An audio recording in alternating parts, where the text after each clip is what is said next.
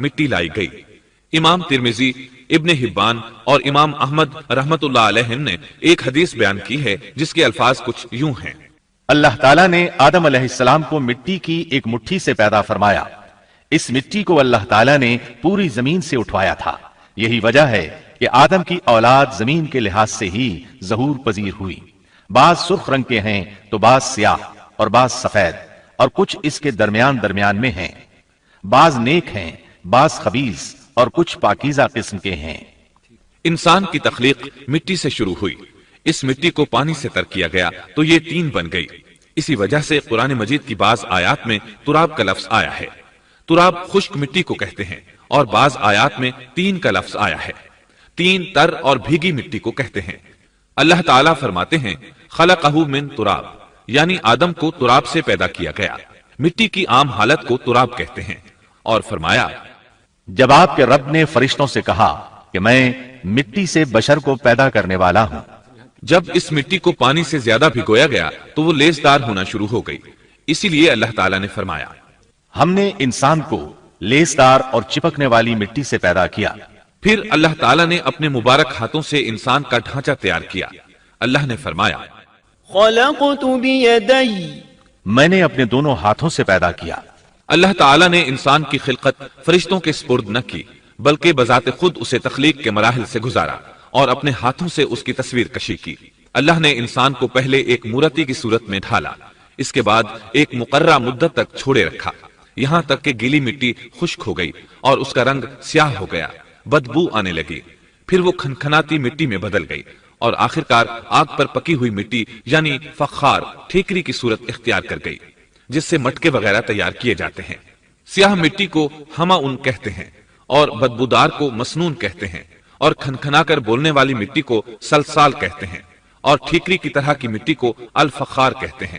مختلف آیات میں یہ الفاظ وارد ہوئے ہیں۔ ہم نے تمہیں پیدا کیا اور پھر ہم ہی نے تمہاری صورت بنائی، اور یقیناً ہم نے انسان کو کھنکھناتی خشک مٹی سے پیدا کیا جو کہ بدبودار اور سیاہ گارے سے خشک ہوئی تھی۔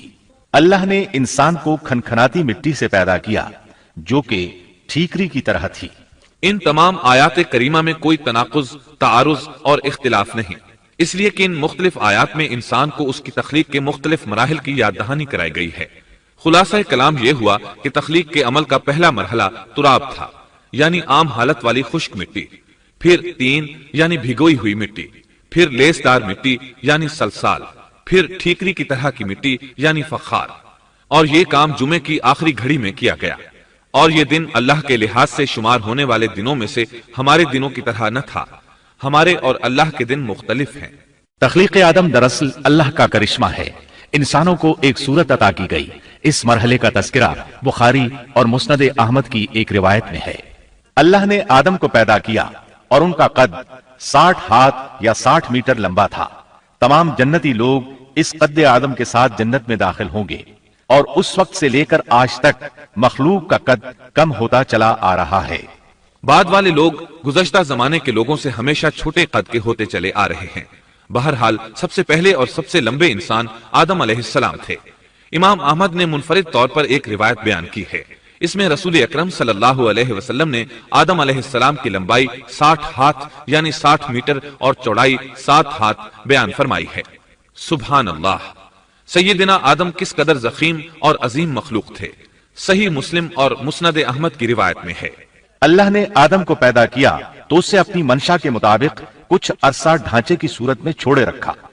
ابلیس اس کے ارد گرد چکر لگانے لگا۔ اس نے دیکھا کہ وہ پیٹ والا ہے۔ وہ سمجھ گیا کہ یہ مخلوق اپنے آپ پر کنٹرول نہیں کر سکے گی۔ اس حدیث سے معلوم ہوتا ہے کہ انسانوں کی طرح جنات کا پیٹ نہیں ہے، صرف انسان ایسا ہے جس کا اندر والا حصہ کھوکھلا ہے۔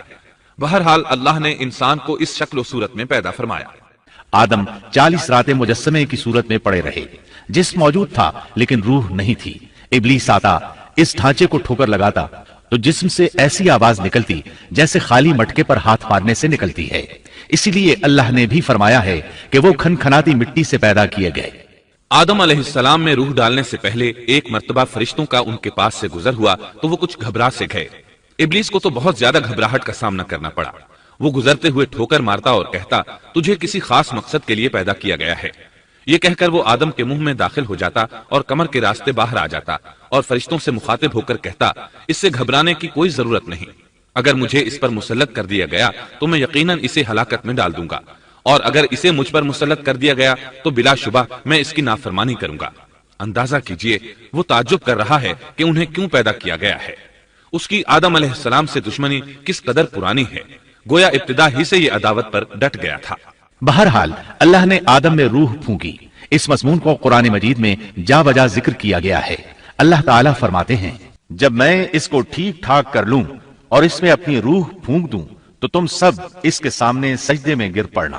ایک اور جگہ فرمایا اللہ تعالیٰ کے نزدیک عیسیٰ علیہ السلام کی مثال ہو بہو آدم علیہ السلام کی مثال ہے۔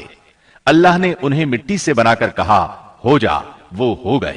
اللہ نے آدم علیہ السلام کو مٹی سے پیدا کیا، اپنے ہاتھوں سے بنایا، پھر اس میں روح پھونکی۔ اس کا مفصل بیان احادیث میں موجود ہے۔ جب ان میں روح پھونکی گئی اور ابتدا میں روح جیسے ہی سر کے اندر داخل ہوئی، آدم علیہ السلام کو چھینک آ گئی۔ فرشتوں نے آدم علیہ السلام سے کہا الحمدللہ کہیے۔ انہوں نے کہہ دیا۔